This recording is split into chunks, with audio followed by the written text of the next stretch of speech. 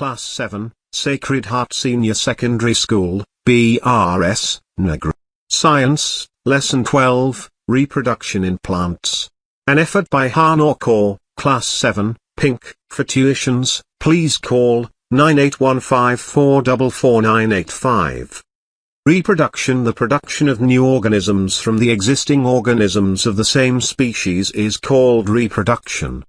Modes of reproduction. There are several ways by which plants produce their offspring. These are categorized into two types, 1. Asexual, and 2. Sexual reproduction. In asexual reproduction, plants can give rise to new plants without seeds, whereas in sexual reproduction, new plants are obtained from seeds. 1. Asexual reproduction.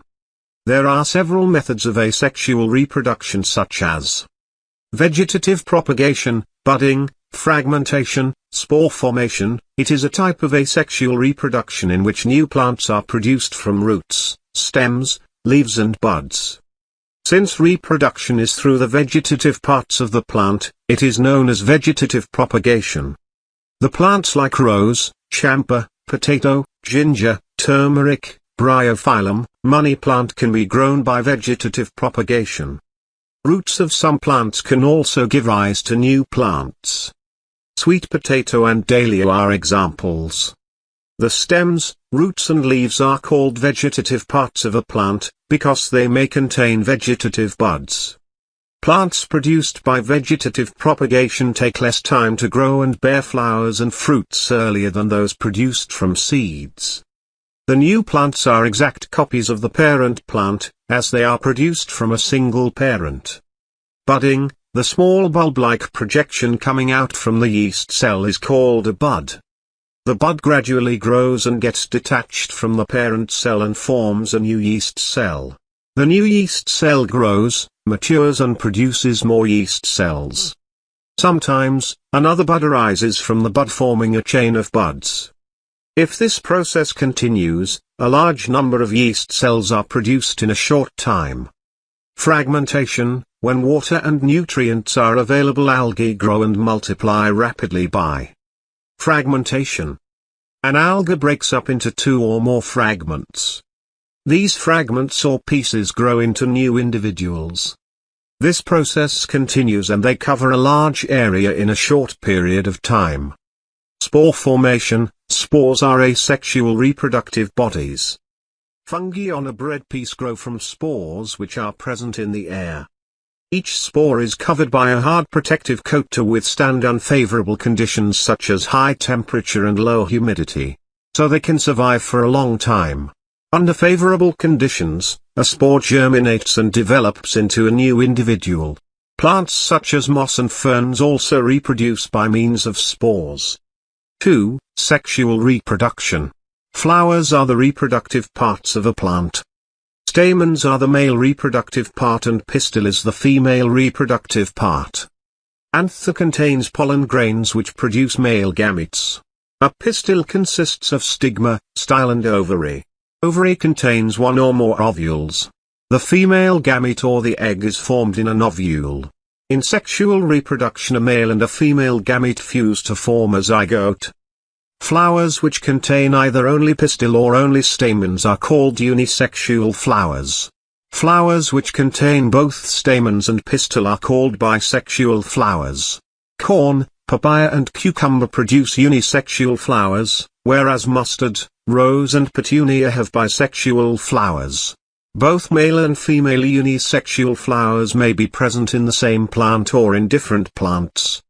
Pollination. Since pollen grains are light, they can be carried by wind or water. The transfer of pollen from the anther to the stigma of a flower is called pollination. If the pollen lands on the stigma of the same flower or another flower of the same plant, it is called self-pollination. When the pollen of a flower lands on the stigma of a flower of a different plant of the same kind, it is called cross-pollination. Fertilization. The cell which results after fusion of the gametes is called a zygote. The process of fusion of male and female gametes, to form a zygote, is called fertilization. The zygote develops into an embryo.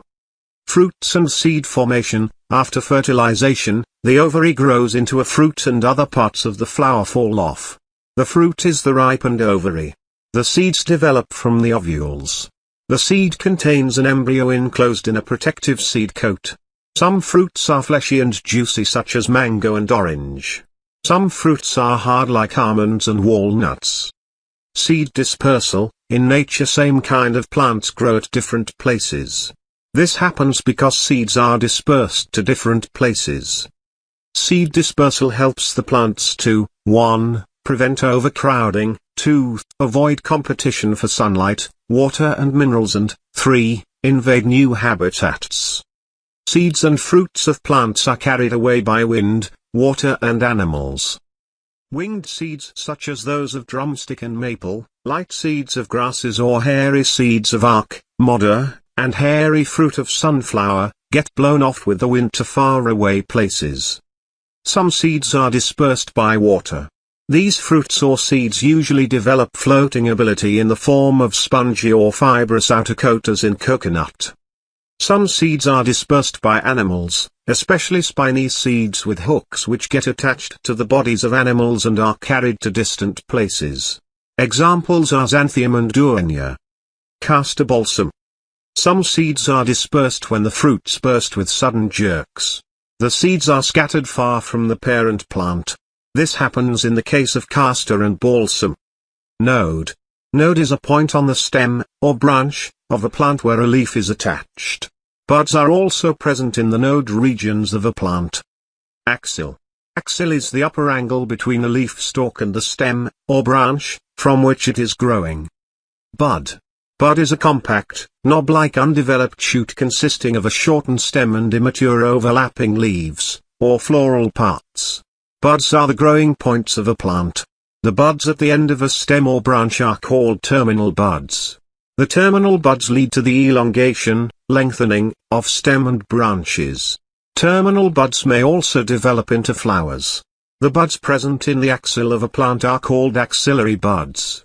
Axillary buds are also called vegetative buds.